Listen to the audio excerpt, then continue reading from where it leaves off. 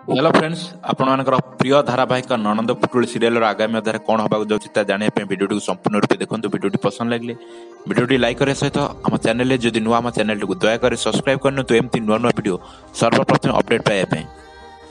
दर्शक बंधु आपण मैंने देखी प्राप्ति मन को मन कहते और पचार जे से प्रियांशु प्रति एमती कौन पर दुर्बल हो पड़ुंट और से भावुं सतरे कौन मु प्रियांशु को लव कर बसिले और प्रियांशु मत लव कर बसिले।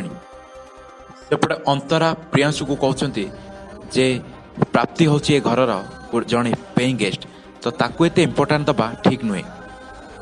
सब मैटर रे तू प्राप्ति को कौन पाई एते खोजुचु और एते इन्वॉल्व करुचु।